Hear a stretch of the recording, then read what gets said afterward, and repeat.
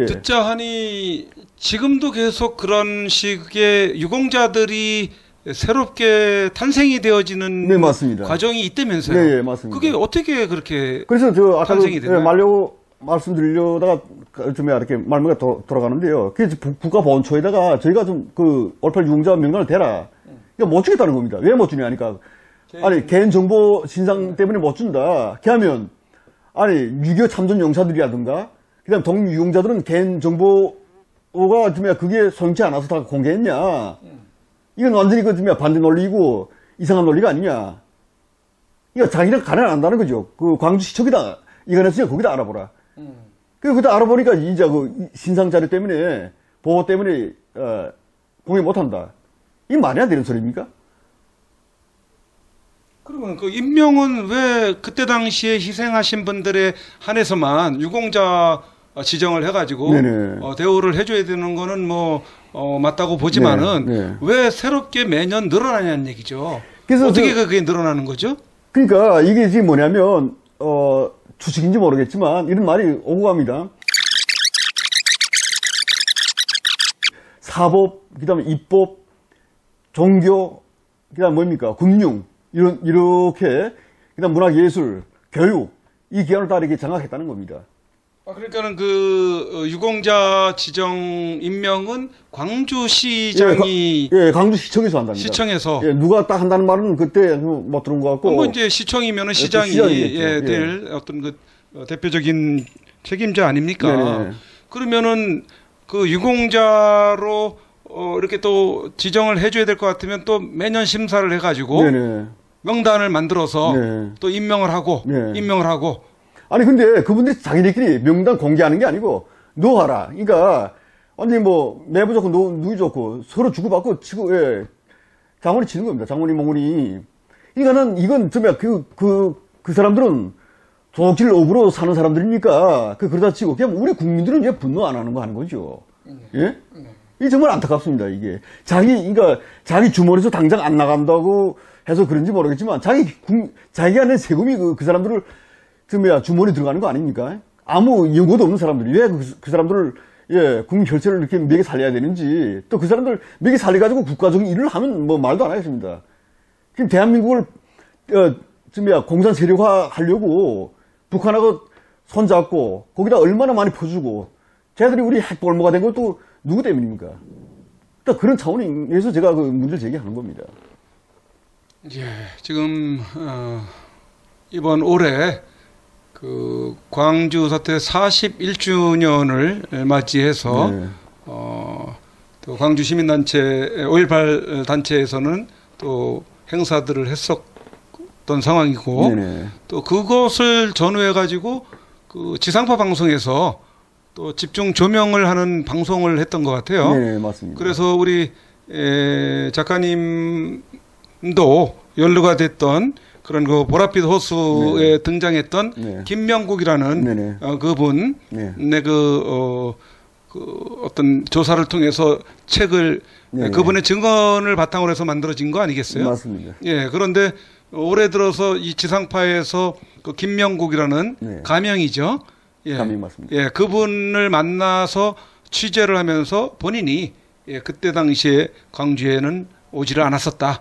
뭐 이렇게 또 말을 바꿨다면서요. 그래서 그 내용을 집중적으로 지상파에서 JTBC에서 방송을 주로 했던 것 같은데 그 부분에 대해서 상당히 좀 충격을 받으셨을 것 같아요. 네, 맞습니다. 뭐 저 씁쓸하고요. 본 당사자 그 보랏빛 호수에서는 정순성이 됐습니다. 아, 그래요? 예, 그 김명국이는 내가 초책자 낼 때 그때 본명을 내지 말아달라고 해서 그래서 그 김명국을 했다가 보랏빛 호수에서는 조금 이름을 비슷하게 해야 이제는 다 이름이 알려졌습니다. 정명훈이라고. 네네, 그러게요. 본인 그 개인 유튜브에서도 뭐 해명을 한다고 하면서 올라온 영상이 있더라고요. 그래서 저한테 그 JTBC PD라 기자들이 직장까지 찾아가지고 몇 번씩 찾아서 막 날 부리니까 인터뷰를 안 해준다고. 올해? 예. 아, 5.18 전에? 예, 4월 달인가 그렇습니다. 4월 달부터? 네네. 그래서 왜 그러냐 하니까 보랏빛 호수, 이수정 작가가 쓴 보랏빛 호수의 주인공이 맞는 거예요. 맞다고 했다는 거죠. 근데 뭐 실제 내려왔나 안 내려왔나 자꾸 따지고 막 직장 가서 시끄럽게 놀고 이렇게 하니까 지금 이거 정명훈 선생이 저한테 전화를 온 겁니다. 야, 이거 막 속상 죽겠다. 가정 싸움이 일어나가지고 막 그 애들이 난리친다는 거죠. 그래서 미안한데 나 이전 그 뭐야 올팔 안 내려온 걸로 하겠다. 예, 그렇게 이야기를 하는 겁니다. 그래서 뭐 나한테 죄송하다고. 그 녹음 파일 다 있습니다. 그 유튜브에도 다 올라갔고요. 그래서 그게 뭐 아니 그래서 뭐 살자고 하니까 뭐 그럴 수밖에 없겠죠. 가정이 또 복잡하고 또 뭐 자꾸 찾아오고 언론에서 난리치고 하니까. 그래서 언젠가는 이게 이제 다 정권이 발이 잡히고 그다음에 남북한이 이제 통일돼가지고 자리가 오픈되면 그때는 내가 뭐 내렸다 안 내렸다 해도 자연히 그게 다 밝혀질 테니까. 그래서 나하고 약속은 지키지 못한 게 죄송하다고 예, 그런 뭐 사죄 이야기를 하는 겁니다. 근데 왜 그렇게밖에 할 수 없냐 내 물어보니까 완전히 뭡니까 막 사촉에서 전화가 오고 JTBC가 모르십니다. 다른 신상 어디에 노출시켰는지 막 전화가 오고 그다음에 뭐죠 직장에서 막 무슨 일가하고 막 난리치니까 이 사람이 직장 쫓겨날 군심 자기 또 이제 신상 자리가 오픈되면 자기한테 어떤 또 테러가, 내가 칼 맞고 이렇게 매만한 걸 봤으니까, 그분이.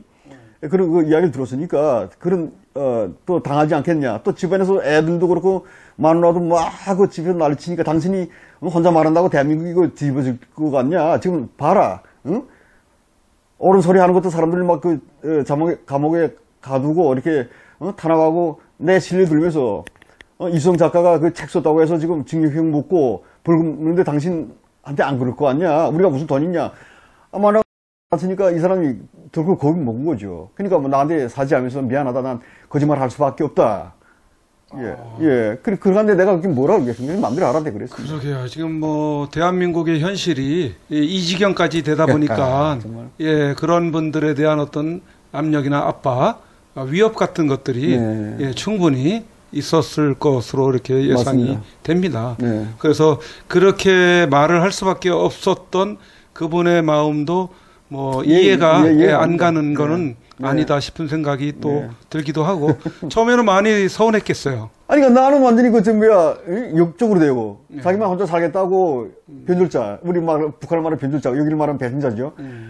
아니, 같이 자기가 다 쑤라 굴고 자기가 다 내려왔다고 말한 건 내 앞에서 혼자 말한 거 아닙니다. 어느 장관, 그 전에 장관했던 사람들, 그 다음에 또 우리 변호사 법정에 제출하는 다 했고, 그러던 분이 갑자기 가정적으로 문제가 생기니까 나가서 한쪽으로 씁쓸하기도 하고, 근데 어떡합니까? 내가 그렇다고 그분의 운명을 내가 책임지지 못하니까, 그래서 나 혼자, 사기꾼이 되고, 지금 언론에서 얼마나 떠듭니까? 이수정이 사기꾼이라고. 그렇죠. 지상파에서는 그렇게 몰고 갈 수밖에 없는 그런 어떤 모양새로 지금 가고 있는 것인데 그들이 하나는 알고 둘은 모르는 것 같아요. 왜냐하면은 그때 당시에 김명국이라는 사람이 이 광주에 안 왔다라는 것으로 자기네들은 임무 완수를 했다고 이렇게 방송 보도 이런 거 하는 거에 대한 어떤 목적 달성을 했다고 생각할지는 모르겠지만은 그러나 김명국 본명 정명훈 씨 이분은 북한군이 실제로 자기가 들은 바에 의하면은 광주에 왔었다. 그거는 확실히 들었다. 이렇게 얘기하고 있지 않습니까? 그러니까 김명국 씨가 광주에 왔다 안 왔다가 중요한 게 아니고 북한군이 광주에 왔는지 안 왔는지 이게 중요한 거지 않습니까? 그러니까 연결 지켜보면 내려왔다는 북한 쪽에서는 자기가 내려보냈다 하고 그다음 여기 내려와서 아무리 안 내려왔다고 해도 발버둥을 쳐도 광주 올팔 단체 쪽에서 발버둥을 쳐도 아까 내가 말했던 물중에 우선되는 자료들 있지 않습니까? 흔적들. 아까 톨게이트라든가 무기고라든가 이렇게 여러 가지 쭉 그다음에 이 뒤쪽에서 갈비총에 맞은 그런 시체들. 그다음에 이제 그 사진 자료 내가 다 가지고 있는데 다른 분들도 있습니다.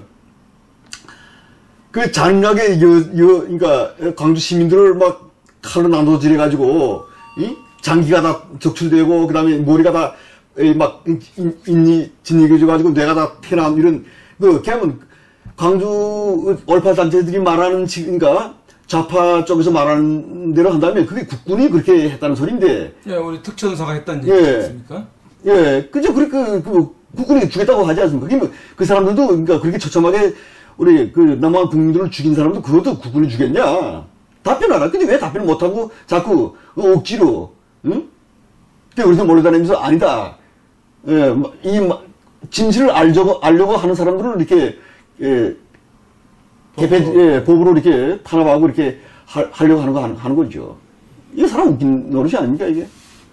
그래 말입니다. 지금 말이 안 되는 일들이 자행이 되고 어쨌든 그 5.18 문제는 이렇게 뭐 법으로 제정을 해가지고 발설을 못하게 하는 이걸로 해결이 됐다고 볼 수는 없지 않습니까? 그랬습니다. 그래서 5.18 조사위원회 가서 당신들 그 이동욱이라는 그분이 그 조사위원인지 뭔지 하는 그분이 나한테 뭐 협박하면서 법이 가만 안 놔둘 거다. 5.18 사람들이 가만 안 놔둘 거다. 그 이동욱이라는 사람이 야당 추천 인사라는 얘기예요. 자기가 한국당에서 추천한 사람이죠. 지금 국민의힘에서. 예. 근데 지금 야당의 추천 5.18 진실을 밝히라고 이렇게 했던 사람이 오히려 광 쪽으로 돌아가서 그쪽 목소리를 대변하더라고요. 그래서 나 그랬습니다. 아니, 나 하나 죽여가지고 당신들 밤에 테러를 하든가 칼까지 맞았던 사람이니까 두 번 다시 모르겠다. 어떤 방법으로 어떻게 날 테러하기는 모르겠는데 나 하나 죽여서 될 일이 아니다. 응? 거대한 북한이나 세계에서 가장 잔인하다고 하는 독재 국가가 살아있고 그 정권이 살아있고, 응? 100만이 남는 그런 군인들이 군대가 살아있는데, 근데 그게 앞으로 자료가 오픈되면 당신들 그때는 어떡할 거냐. 아까도 이야기했지만. 그때 그때 가서 봐야죠. 그러니까. 우선 지금은 지금이고. 지금은 지금이고. 그때는 그때고. 예. 하태경이라는 보랏빛 호수의 재판이 시작되고 하태경이가 국회의원 알지 않습니까? 네네. 예. 하태경이가 김재동 대중 평화센터를 가서 추동시켜가지고 시작된 거죠. 그 재판, 근데 징역 먹은 거. 근데 하태경이라는 국회의원의 그 양반이 그러더라고요. 나라 국가에 정치를 안 나는 사람이. 그 어떡할 거냐. 당신 그때 가서 다 5.18의 진실이, 밝혀지면, 어떡할 거니까. 그 사람이 그러더라고요. 그때 가서 그것도 그때 가서 봐야죠. 국회의원 사람이 이런 소리를 이렇게 하더라고요. 국회의원 정도까지 됐으면, 알 만큼 알 만한 사람들이 어떤 진실을 밝히려고 하는 의지들이 없는 것 같아요. 전혀 관심이 없습니다. 네. 그동안 그러면 2006년에 대한민국에 오신 건가요? 네, 맞습니다. 2006년에 이렇게 오셔가지고, 대한민국, 자유민주주의, 대한민국 따뜻한 남쪽 나라, 김만철 씨 말에 의하면은 이곳을 찾아왔는데, 지금 탈북자들이 한 3만 명이 넘는다면서요. 3만 5천 명 거의 돼가고 있습니다. 예, 이렇게 끊임없이 지금도, 자신의 목숨을 내어놓기까지 탈북이 이루어지는 과정 속에서 잡혀 또 죽기도 하고 또 감옥에서 처참한 생활을 하기도 하는데 그럼에도 불구하고 자유대한민국을 향해서 오고 있지 않습니까? 맞습니다. 예, 이미 왔던 사람들은 대한민국이 이런 지경에 놓여 있는 것을 봤을 때 너무나 기가 막혀 할 것 같은데요. 야, 진짜 옥장이 무너집니다. 여기서 처음에는 정말 이상낙원이고 유토피아 같은 그런 나라가 아니겠냐. 그래서 먹고 사는 데는 걱정이 없습니다. 자기만 열심히 노력하면 먹고 사는 걱정은 없는데 북한은 아무리 자기가 노력해도 먹고 살 수 없으니까 그래서 다 여기 오는 건데 근데 나라가 이렇게까지 엉망진창인지는 난 몰랐습니다. 진짜. 대한민국을 지키려 했고 대한민국을 지킨 사람들 이승만 대통령이라든가 박정희 대통령 그분들이 있어서 오늘날의 대한민국이 있는 게 아니겠습니까? 또 경제 대국으로 성장했고 근데 그분들을 완전히 무슨 매국노 육족 취급하고 대한민국을 팔아먹고 북한에 북한의 핵볼모로 만든 김대중을 비롯한 이런 인간들은 완전히 우상화하고 가는 곳마다 아방궁을 만들어 놓고 동상을 지어주고 이게 무슨 난 말이 안 나갑니다, 진짜. 이게 어떻게 나라가 이게 썩어 문드러졌으면, 이렇게, 아니, 정말 자기 친부모 같고, 친부모들도 해주지 못한, 나라를 잘 먹고 잘 살게 해준 그런, 건국의 어버이, 예, 나라를 발전시킨 대통령을, 일본이 앞잡이요, 무슨, 뭐요, 이렇게 막 예, 그만 취급하면서, 나라를 팔아먹고, 예, 이북의 공산화를 시키지 못해서 안달이 난 지금 문재인 같은 이런 인간들 살겠다고 목숨을 걸고 온 사람들을 북한에 북송시켜가지고 처형시키는 이런 인간을 예, 대통령으로 뽑아주는 이 대한민국 이게 어떻게 된 건지 난 정말 이해가 안 갑니다, 진짜.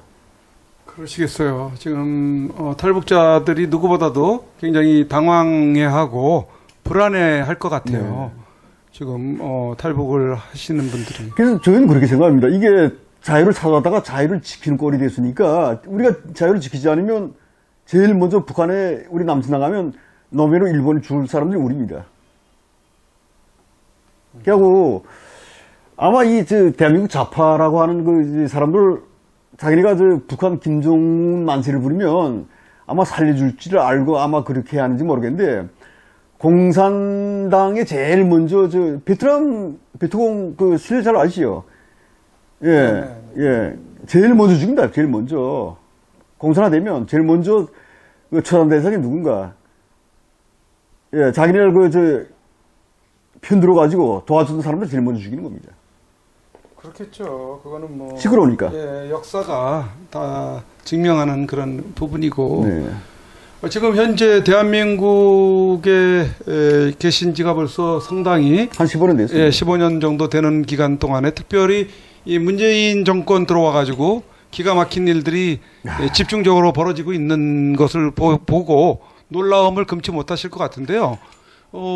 최근에 국보법 폐지하자 이거까지 국민청원까지 올라와가지고 거기에 뭐 10만이 넘는 찬성자들이 생겼다 해가지고 지금 논란이 되고 있는 상황인데 국가보안법 폐지를 하게 되면은 뭐 북한을 찬양하고 고무하고 그다음에 뭐 김정은 만세 김일성 만세를 외쳐도 그리고 인공기를 들고 다녀도 뭐 또 감옥에 가 있는 이석기 같은 경우는 즉각 석방을 시킬 것이고 이런 상황이 벌어질 거 아닙니까? 맞습니다. 그야말로 빨갱이 나라나 진배 없는 그런 상황이 될 텐데 어떻게 정말 보셨어요? 예, 지금 보니까 우선 청와대 홈페이지에 올라온 청원 그게 조작되지 않았냐? 난 그렇게 좀 한쪽으로 생각했고 두 번째는 뭐냐면 이게 국보법이 폐지돼 가지고 대한민국이 이제 공산화